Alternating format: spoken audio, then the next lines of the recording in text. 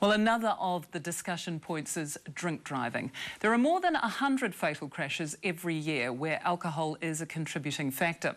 What's worrying about that statistic is that it's on the increase, and a number of the crashes where drinks involved also involve young people. One man who survived just such an accident 18 years ago is Matt Bullen, who's written a book about it called Learning the Hard Way. It's available at Whitcoulls throughout the country. It's just gone on sale this week, and earlier this week he spoke to John Campbell about it. John asked him what he remembers about that accident. I don't remember getting into the car. I remember a bit of the, the drinking and partying beforehand. But as far as getting in the car goes, I've shut that out. There was so much sort of recognisably Kiwi blokish behaviour involved here. Stu tried to gun the motor and attempted a burnout. He failed dismally in front of a crowd of inebriated young men. Yep. So the next time he gave it a harder go and you shot off at a rate of knots. Yep. How far did you go before you crashed? About 100 metres, yep. At high speed? Probably doing about 90 k's. And then you got to a corner that was a much slower corner than that? Yep, we hit a retaining wall and I went through the windscreen. How long were you in hospital for? I was in a coma for 3 weeks and I was in ITU for about a week and a half. And when you were in that coma, your family was told to what? Prepare for the worst? Yep. Get ready for the worst, yep.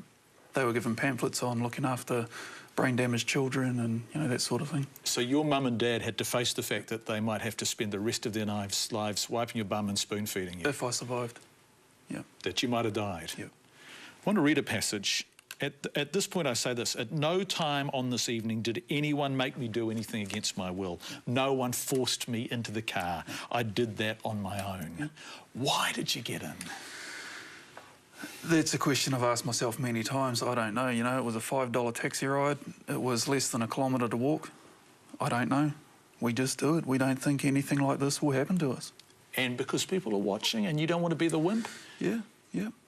And because cooler older guys are in the car, or do the cool older guys driving it? Yeah, the guy that was driving was someone that was older than me. I looked up to him, and yeah, I didn't want to back out. Did you think you were indestructible also? Absolutely, 10 foot tall and bulletproof. Yeah. And you weren't? No, not that time. Roughly. We got away with it before, but not that time. You got away what? Driving drunk? Yeah. And fast? Yeah. Yep. Tell me why you wrote this book.